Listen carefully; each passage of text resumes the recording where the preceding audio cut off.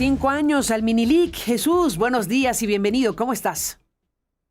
Carmen, muy buenos días. Efectivamente, el juez federal Anthony Trenga de la Corte de Alexandria en Virginia sentenció a 5 años de cárcel a Dámaso López Serrano en Minilic por el delito de intento de distribución de drogas sintéticas manufacturadas con fentanilo, Carmen. Debemos recordar que el Minilic se entregó a las autoridades de Estados Unidos y se había convertido en testigo cooperante.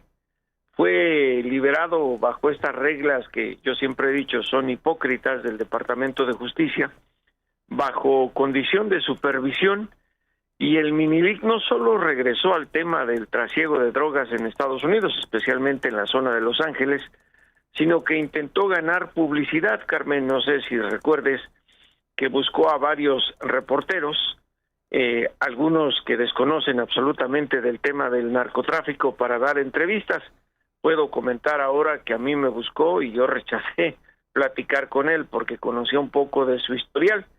Y bueno, a ellos, algunos que aceptaron la entrevista por tratarse del hijo de Dámaso López Núñez, el licenciado que es compadre y fue operador de Joaquín El Chapo Guzmán Loera, les contó la mentira que luego él mismo desmintió en un podcast aquí en Estados Unidos, de que fue el Chapo Guzmán desde la cárcel quien a través de cartas que le enviaba a sus hijos orquestó el supuesto o presunto secuestro de Ismael El Mayo Zambada García, algo que ni siquiera la DEA ha podido esclarecer.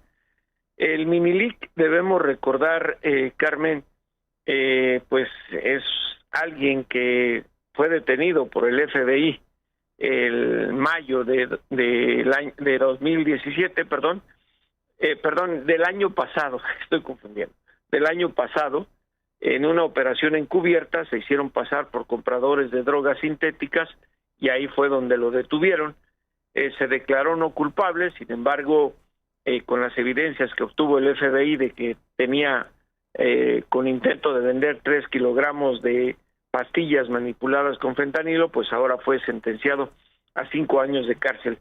El Minilic es presuntamente el autor intelectual del asesinato de Javier Valdés Cárdenas, que ocurrió el 15 de mayo de 2017.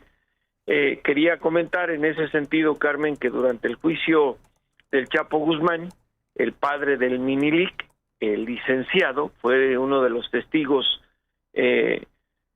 que presentó el Departamento de Justicia, y ahí declaró él que bajo juramento que habían sido los hijos del Chapo y no su hijo quienes habían orquestado el asesinato de Javier, algo que no se ha esclarecido, Carmen, y debemos recordarle al auditorio que el gobierno de México nos informó que había solicitado la extradición a Estados Unidos del Minilic para el caso de Javier, y pues no sabemos ahora en qué está esa situación, justo cuando pues ya fue sentenciado a 5 años de prisión en los Estados Unidos. No es el primer caso, Carmen, de estos testigos cooperantes que tiene la DEA bajo esta regla hipócrita de castigar a unos y liberar a otros que regresan al trasiego de drogas.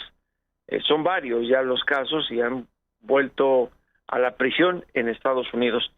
Pero también el hecho de que divulgara información falsa respecto a los operativos del cártel de Sinaloa, pues provocó crisis en el periodismo mexicano, Carmen.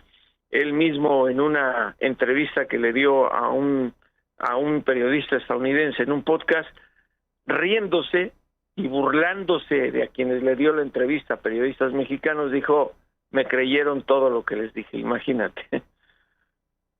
Bueno, pues ahí está él y su declaración. Él mismo está identificándose el personaje que es.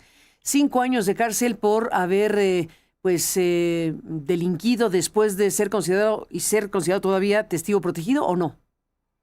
No, cooperante, no es testigo protegido. Testigo cooperante. Es testigo cooperante, delinquió, le dan 5 años y sigue siendo testigo cooperante además de la sentencia. No, ya todo, por eso lo liberaron. Una vez que le sacaron la información que me imagino requerían para procesos judiciales, lo liberaron bajo supervisión, y fue ahí cuando regresó al trasiego de drogas y hacer ese tour con medios de comunicación, a los cuales les mintió abiertamente, pero ni modo. Un fiscal federal, cuando salió la información de que fue el Chapo quien por medio de cartas a sus hijos orquestó el supuesto secuestro del Mayo Zambada, pues a mí me lo dijo claramente. Es imposible que se ocurra, sobre todo en la prisión de Florence, Colorado, donde se encuentra el Chapo, purgando una sentencia de cadena perpetua más 30 años de cárcel, e ironizó, dijo, en esa prisión hasta el papel de baño se les revisa a los reclusos, Carmen. Sí, me imagino eso. Bueno, pues ahí está el tema de la sentencia de 5 años de este personaje, y está otro asunto importantísimo, Jesús, que propones revisar con toda razón, la visita del director de inteligencia del Comando Norte a los titulares del Ejército y de la Marina hace unos días, en enero, aquí en México. Sí, el 13 de enero llegó el general de brigada Steven Gorsky, director de inteligencia e información del Comando Norte, a la Ciudad de México para reunirse con el general Ricardo Trevilla Trejo, el titular de la Sedena, y con el almirante Raimundo Pedro Morales Ángeles. Pues se informa 22 días después de que haya ocurrido esa reunión, Carmen, en la capital mexicana. Desconozco, no sé si tú lo sepas, si la Sedena o la Semar informaron al respecto. Pero lo que da a conocer el Comando Norte es que Gorsky y los titulares de las Fuerzas Armadas de nuestro país revisaron los logros bilaterales por medio de la Junta de Intercambio de Información y hablaron de planes conjuntos que tienen para este año. Dice lo que puso en la plataforma de X el Comando Norte. Adicionalmente, ellos hablaron respecto al intercambio de información referente a los centros para la celebración de la Copa Mundial de FIFA 2026, de la que serán sede en nuestro país, México y Canadá.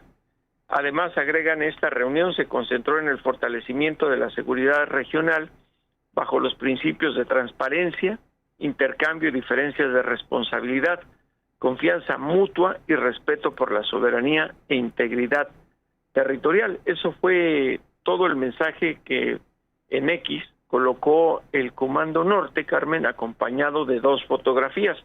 Debemos recordar que este tipo de reuniones pues son muy importantes, más ahora tomando en cuenta que bajo las órdenes del Comando Norte, en la frontera sur, que colinda con la del norte de nuestro país, hay unos 10,000 elementos del Pentágono, Carmen, que están coadyuvando no solo en cuestiones de logística la patrulla fronteriza, sino que a raíz de que el presidente Trump declarara como grupos del terrorismo internacional a los cárteles del narcotráfico para contener el trasiego de drogas. Pero hay que agregar otro elemento todavía más grave. Trump, con una orden ejecutiva, designó al fentanilo como un arma de destrucción masiva, ¿lo recuerdas? Sí, cómo no. Y bueno, bajo esa prerrogativa, los elementos militares de Estados Unidos tienen la opción de detener o eliminar a cualquier persona que intente meter armas de destrucción masiva a Estados Unidos, en este caso, fentanilo. Por eso es importante esta reunión. Totalmente de acuerdo. ¿En qué puede derivar? ¿Qué te sugiere todo esto? Pues vamos a ver qué es esa Junta de Intercambio de Información. Yo no había escuchado de su existencia. Entre la Sedena y el Comando Norte de los Estados Unidos, digo, los trabajos conjuntos y entrenamientos son normales bajo la cooperación que se tiene. Recordarás el avión que aterrizó militar en el aeropuerto, recientemente en el aeropuerto de Toluca, que generó tanta especulación. Todo esto forma parte de ello, pero repito, no debemos olvidar la presencia de los 10,000 elementos del Pentágono en la frontera sur, con los atenuantes de la decisión de Trump de declarar como arma de destrucción masiva al fentanilo y a los cárteles mexicanos como organizaciones del terrorismo internacional. Eso es bastante delicado, como ya lo hemos platicado en tu programa. Sin la menor duda. Pues de todo esto seguiremos hablando. Te aprecio muchísimo tu presencia y lo que nos estás contando aquí. Nada más quería agregar algo, no sé si lo quisieras o no comentar, lo que ocurrió en el Washington Post, que se informó ayer. Tremendo. Sí, comentemos esto porque es una sacudida tremenda lo que se ha anunciado, un recorte casi de una tercera parte de la plantilla de periodistas de este periódico, pues icónico, legendario, histórico para Estados Unidos y para el mundo, The Washington Post. Es una cosa muy fuerte. Sabemos que lo compró Jeff Bezos. Tiene ya algún tiempo como propietario de este periódico y el anuncio pues sí ha sacudido por lo que significa un recorte de estas dimensiones y lo que puede venir. Más de 300 integrantes de este gran periódico que fueron pues notificados el día de ayer de que se les acababa su trabajo, y varios de estos periodistas y fotoperiodistas que fueron despedidos de esta manera han estado en las redes sociales enviando mensajes sobre la situación. Es bastante crítico y creo que también expone de alguna manera, Carmen, la situación que se vive en los medios de comunicación en todo el mundo. No es nada sencillo y bueno, algunos de los periodistas despedidos han indicado, por ejemplo, que todo el equipo de fotógrafos que ganaron Pulitzer fueron así informados de que se les acababa el trabajo, y algunos de ellos en las redes sociales pusieron cómo un periódico como el Washington Post puede sobrevivir sin la fotografía periodística, y sobre todo tras haber ganado varios premios. Carmen, hoy el periódico le envió una fotografía a la redacción, no sé si la puedan poner. A ver si la tenemos. ¿La envió? Sí, la estamos viendo. A ver, sí, la que tenemos. Un desplegado. ¿El desplegado lo tienes? No lo tenemos, Jesús. Ah, ok. Bueno, tiene un desplegado en su versión impresa del día de hoy, dirigida a los suscriptores. Está firmada por Matt Murray, quien es el director ejecutivo del periódico. Y si me permites breve, lo voy a leer. Dice: quiero reafirmar nuestro compromiso tan fuerte, robusto, para seguir imprimiendo el periódico para nuestro mercado local, con cobertura de noticias de las cuales ustedes dependen, incluyendo deportes, la sección metropolitana y estilo, además de tener siempre investigaciones importantes. Es posible que hayan leído sobre la reestructuración que estamos tomando en el Washington Post. Tomamos acciones muy serias y estamos repensando sobre la manera en que debemos hacer las cosas en medio de los grandes cambios que hay en nuestra industria. Nuestra redacción sigue con personal de primera clase, cientos de ellos periodistas de gran reconocimiento. Aún con la reestructura, estamos enfrentando las realidades que enfrenta hoy el mercado, y hemos invertido en mantener una edición impresa bastante fuerte. Por lo tanto, seguiremos trabajando en una nueva prensa impresa para asegurar que se pueda extender la vida de los periódicos en papel, y seguiremos avanzando con nuestros progresos. Esperamos seguir fortaleciendo a este producto. Seguimos comprometidos con el mercado y con ustedes. Si tienen alguna pregunta, da una dirección y un número de teléfono, Carmen, para que los suscriptores lo hagan. Y mira qué contraste. Se anuncia esto del Washington Post y hoy el periódico The New York Times informa que durante el año pasado se suscribieron 1.4 millones más de personas a su versión digital, y que en el último trimestre del año pasado se suscribieron tan solo de ese 1.4 casi medio millón de personas. Fíjate nada más. Un momento oportuno para informarlo. Qué fuerte. Sí. Qué fuerte. Pero ante la desgracia del Post, el New York Times pues emite su fortaleza, proyecta su fortaleza. Pues así es la competencia también. Así es la competencia, pues sí, el Washington Post y el New York Times, imagínate, si no, los dos grandes medios, dos de los más grandes e importantes medios de los Estados Unidos, pero es una pena enorme lo que está anunciándose por parte del Washington Post, efectivamente, y bueno, pues veremos qué va ocurriendo en el camino para efectos de una publicación legendaria. Imagínate lo que significa el Washington Post para Estados Unidos. Sí. Cuántas revelaciones, cuántos efectos causados desde su periodismo.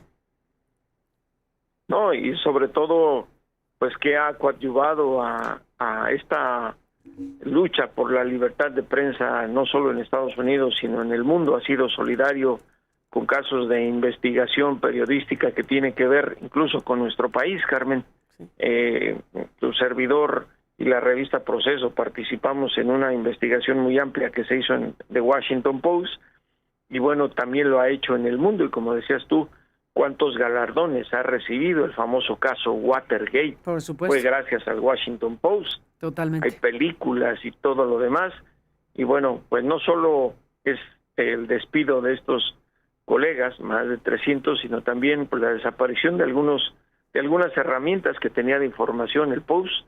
Imagínate qué hacer sin un departamento de fotografía que además había ganado Pulitzer, y bueno, pues ahora con la modernidad también los programas que tenía en podcast. Es algo lamentable que ocurra con un diario como este, icónico, de Washington Post, y es hasta de alguna manera irónico, Carmen, porque el dueño de este medio de comunicación es uno de los hombres más ricos del mundo. El señor Bezos, efectivamente. Así que bueno, pues de todo esto seguiremos hablando. Jesús, gracias como siempre por estar aquí. Buen día. Muy buenos días, Carmen. Abrazo.